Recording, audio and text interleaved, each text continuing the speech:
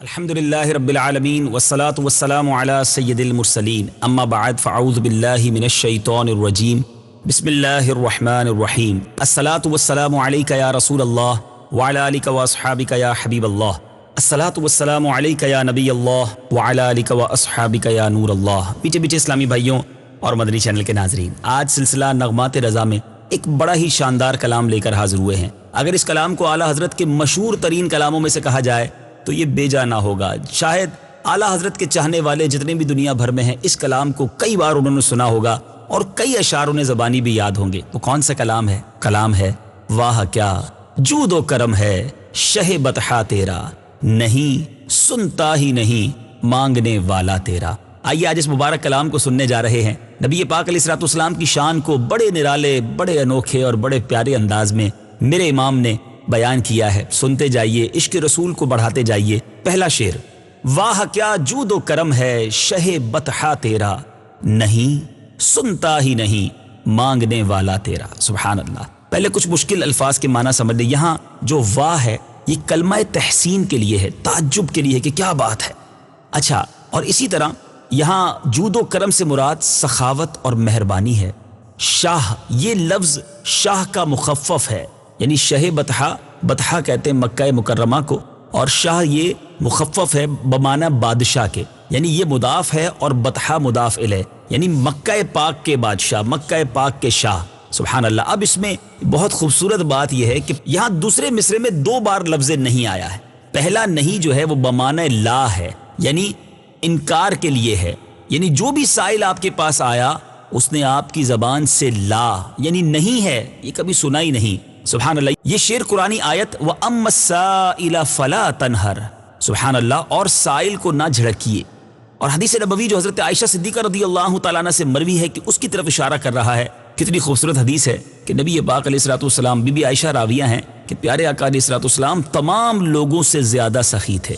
آپ کی سخاوت تیز آندھی سے بھی زیادہ جاری رہی، جیسے تیز ہوا ہر جگہ پہنچ جاتی ہے اس طرح آپ کی سخاوت سے بھی کوئی محروم نہ رہتا تھا۔ آپ نے کبھی کسی سوالی کو خالی واپس ہی نہیں لوٹایا، یعنی لا نہیں فرمایا سوائے اشہد ان لا الہ الا اللہ کے۔ کبھی نہیں کہا کسی کو کہ جاؤ میرے پاس نہیں ہے، اگر موجود ہوتا تو عطا فرما دیتے، ورنہ فرماتے میرا نام لے کر جو چاہے ادھار لے لو، میں قیمت چکا دوں گا۔ اللہ اکبر۔ کیا ایسی ہستی دنیا میں کہیں گزری ہے کہ جو یہ کہے کہ جاؤ میرے نام سے لے لو، میں قرضہ چکا دوں گا؟ ہر شخص کو، ہر آنے والے کو نبی پاک علیہ الصلوۃ والسلام عطا فرماتے۔ ایسا ہی ایک موقع تھا، حضرت عمر رضی اللہ تعالیٰ عنہ نے عرض کی کہ حضور آپ کو ایسی تکلیف تو نہیں دی گئی، آپ پر یہ برڈن تو نہیں ڈالا گیا کہ آپ لوگوں سے ادھار لے کر لوگوں کو عطا فرمائیں؟ پیارے آقا علیہ الصلوۃ والسلام نے اس بات کو پسند نہ فرمایا، اور حضرت بلال رضی اللہ تعالیٰ عنہ نے عرض کی حضور دیتے جائیے اور عرش والے رب سے تنگ دستی کا خوف نہ کیجیے۔ جب نبی پاک نے حضرت بلال کی یہ بات سنی تو میرے آقا سن کر مسکرائے اور آپ کا چہرہ مبارک کھل اٹھا۔ گویا نبی پاک کی یہ عادت کریمہ تھی کہ جو سائل آئے بس اسے عطا فرمائیں، اس کی جھولی بھر کے لوٹائیں۔ سبحان اللہ۔ میرے بیچ اسلامی بھائی، شاعر ایک اور جگہ بھی لکھتے ہیں نا، منگتے خالی ہاتھ نہ لوٹے، کتنی ملی خیرات نہ پوچھو، ان کا کرم پھر ان کا کرم ہے، ان کے کرم کی بات نہ پوچھو۔ میرے آقا علیہ الصلوۃ والسلام نے ایک اور جگہ ارشاد فرمایا، اگر احد پہاڑ میرے لیے سونا بن جائے تو 3 راتوں میں ادائے قرض کے لیے رکھ کر باقی سارا تقسیم کر دوں۔ سبحان اللہ۔ قصیدہ بردہ شریف میں بھی شعر ہے نا، فَإِنَّ مِن جُودِكَ الدُّنْيَا وَضَرَّتَهَا وَمِنْ عُلُومِكَ عِلْمَ اللَّوْحِ وَالْقَلَمِ۔ اسی جود و کرم کی بات امام عشق و محبت اعلیٰ حضرت نے بڑے پیارے انداز میں کی ہے۔ آئیے دوبارہ سنتے ہیں۔ واہ کیا جود و کرم ہے شہ بطحا تیرا، نہیں سنتا ہی نہیں مانگنے والا تیرا۔ واہ کیا جود و کرم ہے شہ بطحا تیرا، واہ کیا جود و کرم ہے شہ بطحا تیرا، نہیں سنتا ہی نہیں مانگنے والا تیرا، نہیں سنتا ہی نہیں نہیں مانگنے والا تیرا۔ سبحان اللہ سبحان اللہ۔ ذرا دوسرا شعر سنیے گا، سبحان اللہ۔ دھارے چلتے ہیں عطا کے وہ ہے قطرہ تیرا، دھارے چلتے ہیں عطا کے وہ ہے قطرہ تیرا، تارے کھلتے ہیں سخا کے وہ ہے ذرہ تیرا۔ کیا بات ہے، اعلیٰ حضرت کے الفاظ کا جو چناؤ ہے وہ کتنا خوبصورت ہے۔ دھارے کہتے ہیں، یہ دھار کی جمع ہے آبشار، موج اور دریا، یعنی بلندی سے گرنے والا پانی، اس لیے یہ دھارے لفظ یوز ہوتا ہے۔ اور ذرہ، باریک سا ذرہ، اور جو روزن سے سورج کی شعاع میں دکھائی دیتا ہے۔ آپ نے کبھی دیکھا ہوگا کسی روشن دان سے اگر سورج کی شعائیں آئیں تو بہت باریک باریک ذرے، جب وہ شعاع نہ ہو، وہ روشنی کا ایک اینگل نہ ہو تو نظر بھی نہیں آتے، اتنے باریک وہ ذرے، وہ اس کو کہتے ہیں ذرہ۔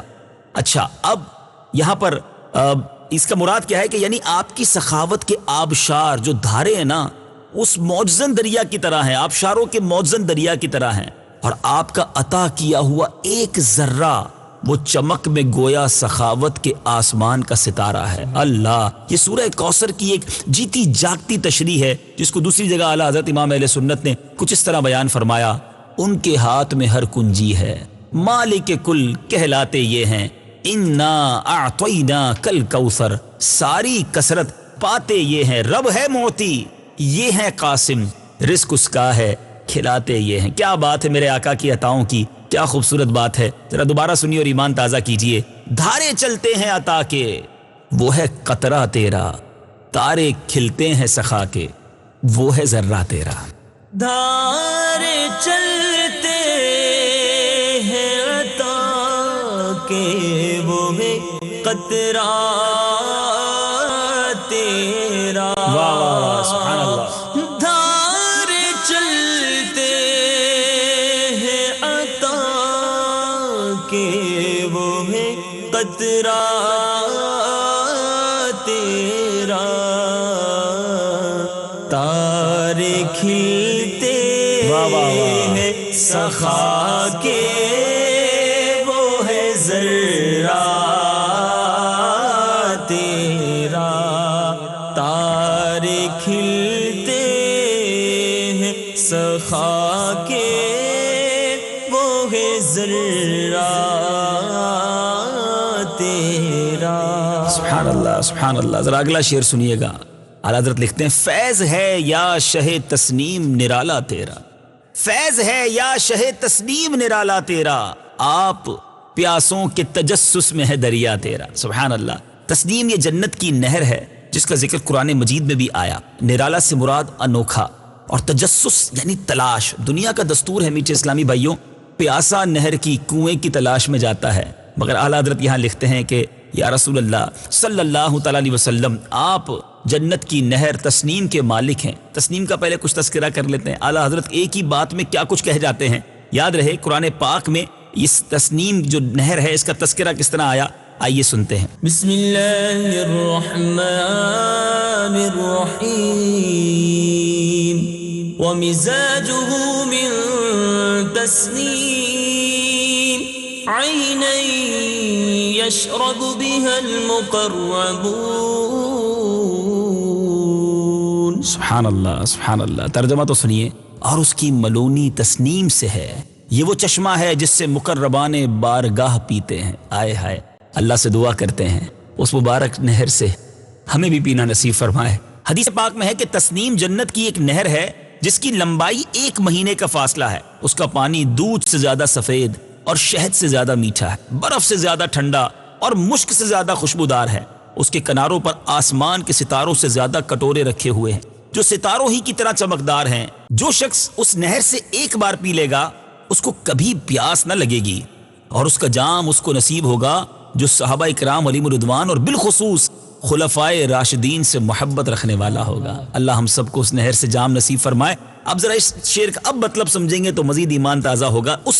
اس تسنیم کی بات ہو رہی ہے، شہ تسنیم، اے جنت کی نہر تسنیم کے مالک آقا، آپ کی عطا بڑی نرالی ہے کہ جس کے کرم کا سمندر خود پیاسوں کی تلاش میں ہے، ان کو سیراب کر رہا ہے۔ یعنی پیاسا دنیا میں تو پانی کو تلاش کرتا ہے، مگر آقا آپ کا دریائے فیض پیاسوں کو تلاش کر کر کے نوازتا ہے۔ سبحان اللہ، تم اس کے طرفدار ہو، تم اس کے مددگار، جو تم کو نکمے سے نکما نظر آئے، لگاتے ہو اس کو بھی سینے سے آقا جو ہوتا نہیں منہ لگانے کے قابل۔ کیا خوبصورت بات کی ہے اعلیٰ حضرت نے کہ آقا آپ تسنیم کے مالک بھی ہیں، اور آپ کا دریائے فیض جو ہے وہ خود پیاسوں کو تلاش کر کے انہیں پلا رہا ہے۔ دوبارہ شعر کو سنیے۔ فیض ہے یا شہ تسنیم نرالا تیرا، آپ پیاسوں کے تجسس میں ہے دریا تیرا۔ فیض ہے یا شہ تسنیم نرالا تیرا۔ واہ واہ واہ، کیا بات ہے۔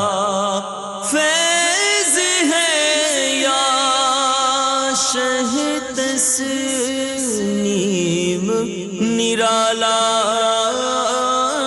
تیرا،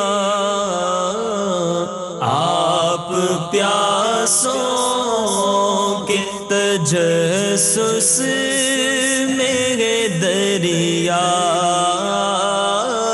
تیرا، آپ پیاسوں کے تجسس میں دریا تیرا۔ سبحان اللہ سبحان اللہ۔ اگلا شعر ذرا سنتے ہیں۔ اغنیاں پلتے ہیں در سے وہ ہے باڑا تیرا، اصفیاء چلتے ہیں سر سے وہ ہے رستہ تیرا۔ بہت خوبصورت بات کی ہے۔ اغنیاء کہتے ہیں مالدار کی یہ جمع ہے، غنی کی جمع۔ اچھا، باڑا یہ ہندی لفظ ہے، اس سے مراد چار دیواری، وہ مقام جہاں خیرات بانٹی جائے، جہاں سے ہر ایک کی جھولی بھری جاتی ہو، جہاں سے کسی کو محروم نہ کیا جاتا ہو۔ اچھا، اصفیاء یہ جمع ہے صفی کی، یعنی نیک دل پرہیزگار اللہ والے، صفی کی جمع اصفیاء۔ رستہ یہ اردو کے لفظ راستہ کا مخفف ہے۔ سبحان اللہ۔ اب مطلب کیا بنتا ہے؟ It's amazing. کیا بات کرتے ہیں اعلیٰ حضرت، کہتے ہیں آپ کے در سے صرف فقیروں کو ہی نہیں، مالداروں کو بھی نوازا جاتا ہے، بادشاہوں کو تاج شاہی بھی ملتا ہے، تو یا رسول اللہ آپ کے در سے ملتا ہے۔ اور آپ کی گزرگاہ ایک ایسا راستہ ہے جو اللہ کے نیک مقبول جو بندے ہیں نا، اللہ کے مقبول بندے سر کے بل چلنا اپنے لیے سعادت سمجھتے ہیں۔ بہت خوبصورت بات کی ہے۔ ایک طرف دنیا کے تاجداروں کی بات کر دی، ایک طرف مقربین بارگاہ کی بات کر دی، اولیاء اللہ کی بات کر دی۔ آقا آپ کے در سے غریب تو غریب، مالدار بھی پلتے ہیں۔ آپ کا باڑا وہ ہے اور آپ کا رستہ وہ ہے، آپ کی گزرگاہ وہ ہے کہ جہاں نیک اللہ کے نیک بندے جو اصفیاء ہیں سر کے بل سے چلنا جو ہے اپنے لیے سعادت سمجھتے۔ اور اس بات کو پروف بھی کیا حضرت امام مالک رضی اللہ تعالیٰ عنہ۔ آپ نے زندگی بھر مدینہ منورہ میں رہے، ننگے پیر رہے، قدم کبھی جوتے نہیں پہنے، کیونکہ کیا معلوم نبی پاک کے کہاں مبارک قدم لگے ہوں۔ امام اعظم ابو حنیفہ مدینہ منورہ میں جب 11 دن تک وہاں قیام رہا تو بول و براز نہیں کیا، اپنی رفع حاجت وہاں نہیں کی، مدینہ شریف سے باہر جا کر ان تمام معاملات سے فارغ ہوتے رہے۔ یہ عشق کے انداز ہیں۔ اعلیٰ حضرت خود بھی تو ایک اور جگہ لکھتے ہیں نا، ہاں ہاں رہے مدینہ ہے غافل ذرا تو جاگ، او پاؤں رکھنے والے یہ جا چشم و سر کی ہے، حرم کی زمین اور قدم رکھ کے چلنا ارے سر کا موقع ہے او جانے والے۔ آئیے شعر کو ذرا سنیے، کیا خوبصورت بات کی ہے۔ اغنیاں پلتے ہیں در سے وہ ہے باڑا تیرا، اصفیاء چلتے ہیں سر سے وہ ہے رستہ تیرا۔ اغنیاں پلتے ہیں در سے وہ ہے باڑا تیرا، اغنیاں پلتے ہیں در سے وہ ہے باڑا تیرا، اصفیاء چلتے ہیں سر سے وہ ہے رستہ تیرا، اصفیاء چلتے ہیں سر سے وہ ہے رستہ تیرا۔ سبحان اللہ سبحان اللہ۔ نبی پاک علیہ الصلوۃ والسلام کی بارگاہ میں اپنی کم مائیگی کا اظہار بھی اعلیٰ حضرت کس پیارے انداز میں کرتے ہیں، اور آقا کی شان کی بلندی کا تذکرہ بھی ایک ہی شعر کے اندر کرتے ہیں۔ لکھتے ہیں فرش والے تیری شوکت کا علو کیا جانے، فرش والے تیری شوکت کا علو کیا جانے، خسروا عرش پہ اڑتا ہے پھریرا تیرا۔ سبحان اللہ۔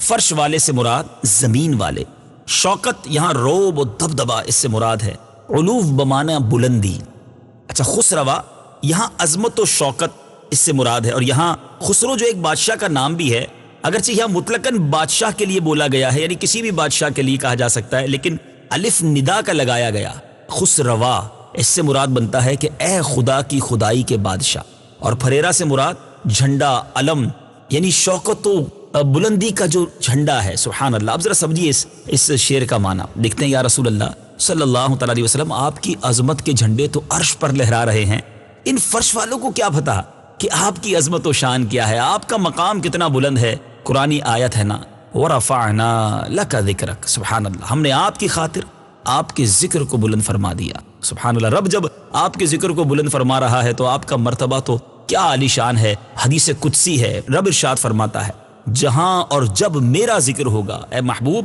جہاں اور جب میرا ذکر ہوگا وہاں تیرا ذکر ہوگا۔ اب اس حدیث قدسی کو، قرآنی آیت کو سامنے رکھیں اور ذرا سوچئے کہ نبی پاک علیہ الصلوۃ والسلام کا کیا مرتبہ، کیا مقام ہے۔ اور ولادت باسعادت کا جو وقت تھا 12 ربیع الاول کو، صبح صادق کے وقت بھی تو یہ واقعہ پیش آیا، اور بہت ساری احادیث میں یہ واقعہ موجود ہے کہ جبریل امین جو ہیں نور کا جھنڈا لے کر کعبے کی چھت پر آپ نے ولادت کے وقت لگایا، ایک مشرق میں اور ایک مغرب میں، اور بروایت دیگر ایک بی بی آمنہ رضی اللہ تعالیٰ عنہ کے گھر پر، ایک بیت المقدس پر، اور ایک آسمانوں کے اوپر بیت المعمور پر یہ جھنڈا لگایا گیا۔ سبحان اللہ۔ اب ذرا غور کیجئے کہ جس کی آمد پر جھنڈے لگائے جا رہے ہوں، ان کی آمد پر ایک جشن منایا جا رہا ہو، اور وَرَفَعْنَا لَكَ ذِكْرَكَ کا مجدہ سنایا جا رہا ہو، اس حبیب کی شان کا عالم کیا ہوگا۔ فرش والے، کیا خوبصورت بات کی ہے، اور اس میں اپنی کم مائگی کا بھی، اپنی عاجزی کا بھی ایک اظہار ہے۔ اگر ہم سارے اس طرح سوچیں نا کہ آقا ہم فرش والے تیری شوکت کا علو کیا جانے، فرش والے تیری شوکت کا علو کیا جانے، خسروا عرش پہ اڑتا ہے پھریرا تیرا۔ فرش والے تیری شوکت کا علو کیا جانے، فرش والے تیری شوکت کا علو کیا جانے، خسروا عرش پہ اڑتا ہے پھریرا تیرا، خسروا عرش پہ اڑتا ہے پھریرا تیرا۔ سبحان اللہ، سبحان اللہ۔ اب ذرا اگلا شعر سنیے گا۔ بہت سارے دسترخوان دنیا میں دیکھے ہوں گے اور بہت سارے مہمانوں کی بات سنی ہوگی، مگر اعلیٰ حضرت نے ان تمام اصطلاحات کا کیا شاندار انداز میں استعمال کیا ہے۔ لکھتے ہیں، آسماں خان، زمیں خان، زمانہ مہمان، صاحب خانہ لقب کس کا ہے، تیرا تیرا۔ سبحان اللہ۔ خوان یہاں اس سے مراد دسترخوان ہے جس پر کھانا رکھا جاتا ہے، پیش کیا جاتا ہے۔ زمانہ وقت اس سے مراد، یہاں کل کائنات اس سے مراد ہے۔ اب لقب سے مراد کیا ہے؟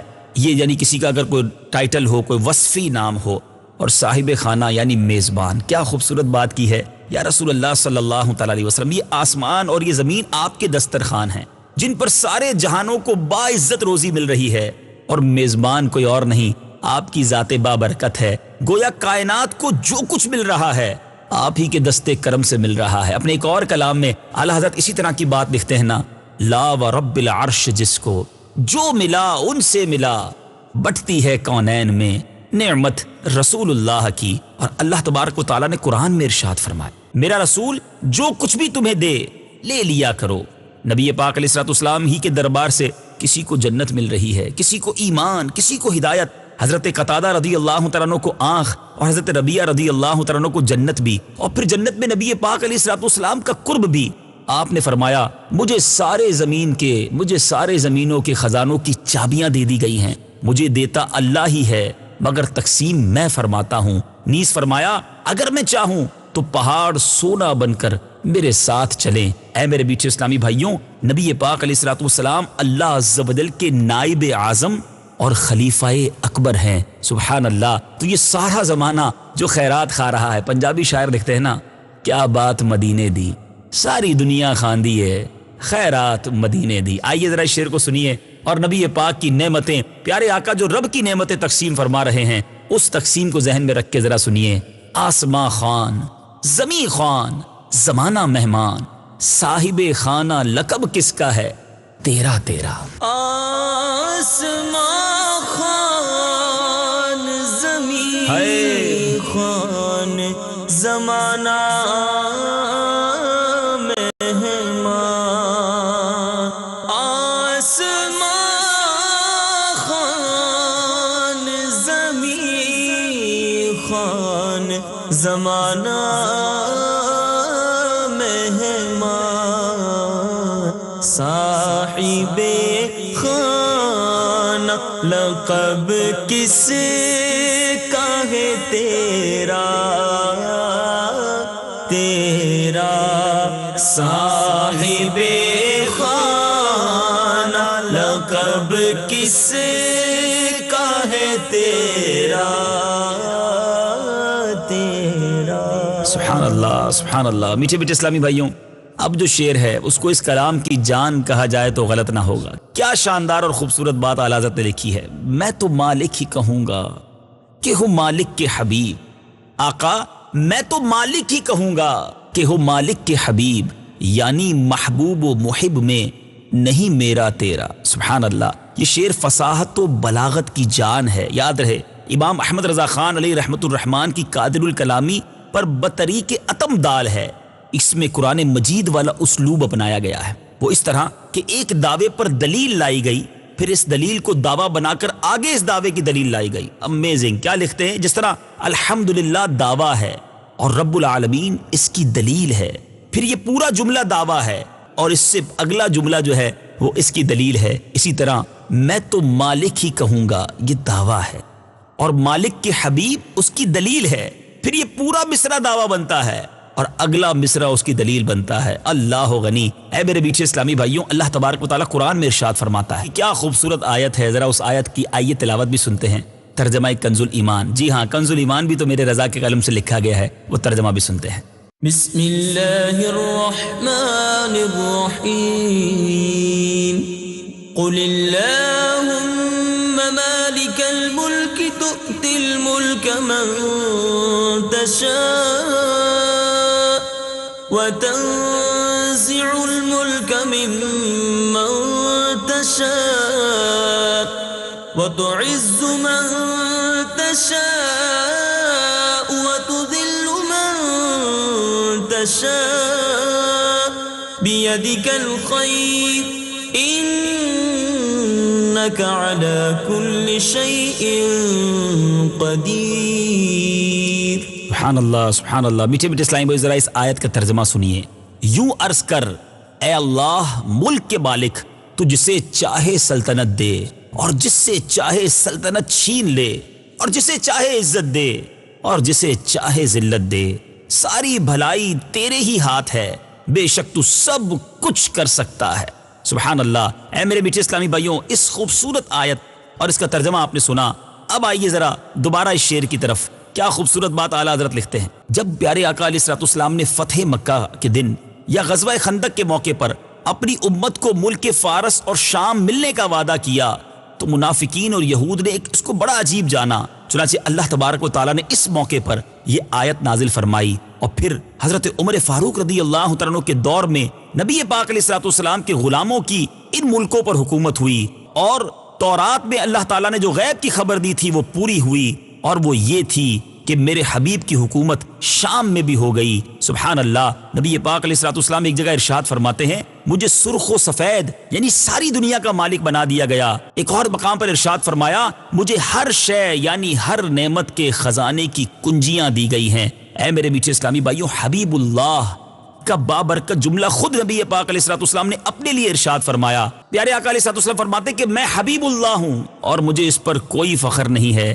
اللہ تعالیٰ ہر شے کا مالک حقیقی ہے، اور ہمارے آقا علیہ الصلوۃ والسلام رب کے محبوب ہو کر ہر شے کے مالک مجازی ٹھہرے، یعنی محبوب و محب میں نہیں میرا تیرا۔ اب اس کو دنیا کی لاجک میں بھی شعر کو ذرا سمجھ لیجئے کہ جو کسی کا حبیب ہو جائے، بہت کلوز ہو جائے، اب یہ نہیں ہوتا کہ یہ میرا ہے یہ تیرا ہے۔ محبوب و محب میں میرا تیرا نہیں ہوتا، جو میرا ہے وہ تیرا ہے، جو تیرا ہے وہ میرا ہے، یہ محبوب و محب کا معاملہ ہوتا ہے۔ تو جب رب نے اپنے پیارے حبیب علیہ الصلوۃ والسلام کو اپنا حبیب بنایا ہے تو جو کچھ رب نے اپنے حبیب کو عطا فرمایا وہ اتنا کچھ ہے کہ اب تو ہم نبی پاک علیہ الصلوۃ والسلام کو اپنا مالک ہی کہتے ہیں۔ اس کی وجہ یہ ہے کہ وہ مالک کے حبیب ہیں۔ بہت پیاری بات، بڑی خوبصورت بات، ذرا سمجھیے۔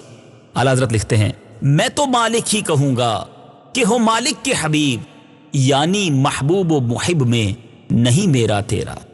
میں تو مالک ہی کہوں گا کہ ہو مالک کے حبیب، میں تو مالک ہی کہوں گا کہ ہو مالک کے